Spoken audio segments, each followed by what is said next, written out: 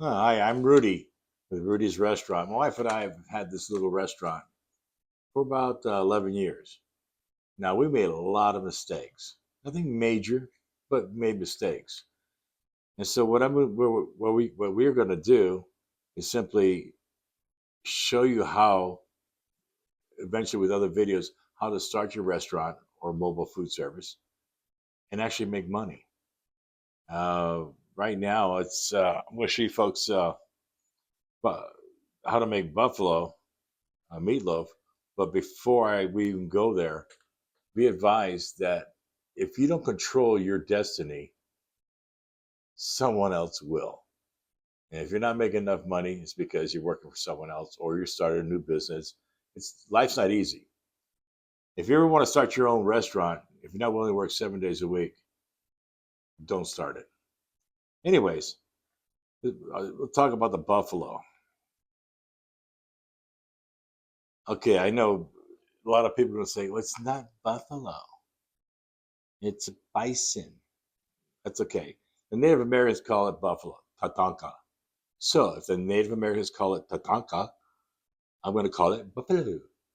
So we do know the difference, okay? All our meats are bought locally. We have one place we buy from it's a family-owned business. They have their own slaughterhouse, and they supply us with a lot of different meats. So if you buy your meats, buy it locally and actually go there. Let me say it again: go there to the store or a slaughterhouse and look at the meat you're buying. You pick out the meat. If you have a truck that comes in, drops off meat and stuff, you have no idea what you're getting. So that's what we do. We actually look at the meat, temp the meat, which means take the temperature of the meat and quality, and we buy it from the store and then load it in our truck and come home. We don't have anyone delivering our food. So that's what we do. Now, what you decide to do with your own business, your own restaurant, is your business. You do what you want. But I'm showing you what we do, and it works for us. Now, a lot of things are going to happen as you see more videos is that, well, that doesn't work here. Well, so you use ribs, for example. If you make ribs and you don't put mustard on it, maybe that works. Maybe that works one place and it doesn't work another place. You have to know what your customers want to eat. If you don't like the way it tastes, but your customers like it, don't fix it. Okay, so you use your own discretion. How every county, every state is different. Laws change, this and that, and so you got to go with when in Rome, do as the Romans do. Okay, now what we're going to do now is we're going to go to the kitchen and we'll show you how to make the tonka buffalo meatloaf, which you can convert over to any kind of meatloaf you want to make. Okay, it'll make regular beef meatloaf, same thing. You don't have to over season anything. You just have to put enough of salt and pepper in there to make it give it taste. How many times have you gone to a restaurant and there's no taste? They give you a whole stack of stuff to add to your food. If you got to do that, you might as well cook your own food. But anyways, we'll show you how it's done. We also use the brown gravy, a thin brown gravy, very tasty on the buffalo meatloaf. Okay, and it's good. I don't eat in our food. I taste it and I eat it sometimes. It's the only reason I don't eat it all the time because I've been making it for 11 years. Is that the buffalo was the first plate I ever ate the whole thing, mashed potatoes, everything. It was so freaking good. But anyways, we're gonna go to the kitchen and show you how to go through the process of how that's done. So stand by. Oh, wait a minute. We have a message from our sponsor. Oh, we don't have one. Okay, we're going to the kitchen. Okay, we're spraying the pan that we're going to put the buffalo meatloaf in. And I'm putting my gloves on. Pain. Now, depending on what state you're in, you don't have to use gloves to prep your food. Once it's cooked, you have to use gloves. That's how it is in this state. Now I'm putting the green, called the green monster in there. It's bell peppers and onions. Now that was panko I just put in. How much? Cup, maybe two. Salt, what do you think is the right amount? Pepper, same thing. And I've been doing this for a long time, so I don't measure how much I put in there per se. Now the eggs I put one egg per pound. There's 5 pounds of buffalo, so that's 5 eggs.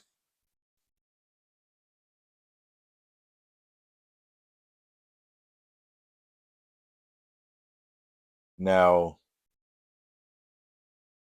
let's see here. I'm actually watching myself do this. Pretty cool. Now you stir it up, and then you'll mix it in with the buffalo. Ooh, look at that! There comes the fun part: mixing it up together. Just take your time. It's make sure it's all mixed up properly. If you happen to have a machine that can mix that up for you, hey, use it. You can walk away and do something else. But it takes me about, I don't know, to prep it and put it in the oven, 15 minutes. That's if the meat's thawed. Okay, it didn't take very long. Now, the reason why I use a flat pan, you notice the buffalo's flat. There's no hump in the middle like you normally see it. Because when you bake it, you want it to cook evenly. You don't want the center to be raw and the sides are burnt. So I'm taking the meat off the side so it doesn't burn or stick. Now the oven is at 325 preheat. Oh, that was quick. Now you pull it out using white gloves because it's freaking hot. Put a thermometer in there, make sure it's done. Should be 165 to 175. Now we take it and we're going to take that and let it cool. All right, down to room temperature. Now, once it's at room temperature, or approximately room temperature, it's best when you refrigerate it and then cut it. But you want to take it out of this pan without refrigerating because it definitely will stick. Using that uh, tool to loosen it up. Use whatever what you want to use to loosen it up. Now you can flip this thing upside down and then flip it up. Flip it upside down. It's up to you, but I don't because what happens sometimes it'll stick in the center, and you get a big chunk of meat will fall out. Now use a spatula to loosen it up. Okay, here we go. See it lifting? Lift the opposite side a little bit, the sides. Boom. Break loose the sides. Now the spatula, you should use a longer one. I got one, but I dropped it. It's it's underneath the oven somewhere. I gotta pull it out. But a bigger one's much easier. A longer one. All right. Get it out. Cut it dead center with a sharp knife. If you get a dull knife, sharpen it or throw it away. Get yourself some good knives. Boom. One stroke. See how I'm separating it? Now, if I grabbed it and pulled it apart and it was still stuck together, it'd chunks of the meat would have fallen out. Now I'm cutting up in slices, approximately a quarter inch thick, approximately. And you can make it as thick as you want. The thicker it is, the longer it takes to what? Heat up. So you don't want it paper thin, but you don't want it too thick. Now I normally warm these things up either in the panini or in a pressure cooker. Pressure cooker takes 2 minutes. And it's nice and steamy at about 175 degrees, nice and hot. It's safe. Now I'm taking the meat and putting it into a container so I can put it in the refrigerator. Now, in the summertime, I never have to freeze this. In the winter, sometimes I got to freeze half of it. You have about approximately, so you have 7 days for this meat to be in the refrigerator. You either got to discard it or eat it yourself. Okay, my wife corrected me on my description. It was spatula. She says it's not spatula, it's spatula. She's got a college degree. I got a GED. Now, it's kind of like the buffalo and bison. You know what I'm talking about. This is the one I was talking about that you should be using for the taking the meatloaf out.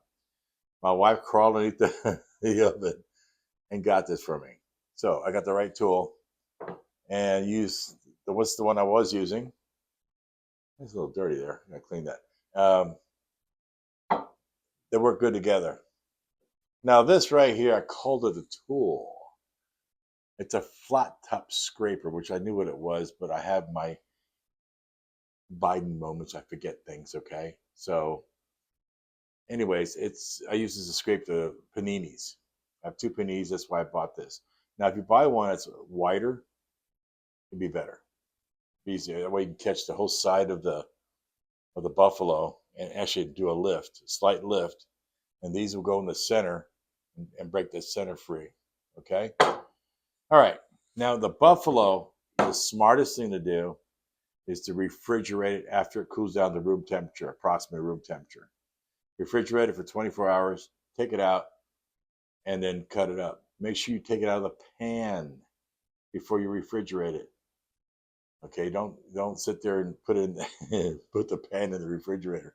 It will stick, and it'll fall. It may break off chunks of the buffalo, the meatloaf. You don't want to do that. Okay, the photo you saw with my wife was actually delivering a plate to a customer. That buffalo, you saw that, pretty cool, huh? Yeah, we're gonna show you how to do the gravy and everything else to that. Okay, that comes with mashed potatoes. Now that's about it for this video. Now, by the way, this is our first video, and that's why we're not good at it. But we'll get better. It's about letting you folks know. This is not only for these videos won't be just for someone who wants to run a restaurant or start a business.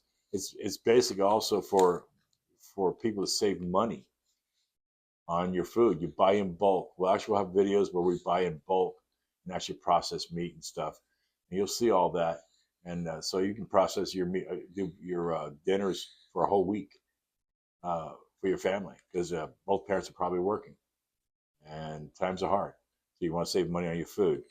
You know, a lot of times you still look at videos of people will say, "Oh my gosh, it's $400 for this cart of food." Well, it's all prepackaged. All it takes labor to package it. Okay, buy fresh, and you'll save some money. We'll show you how to do it, and that's it. I would say, spare a moment for our sponsor, but we're working on it. Have a good day.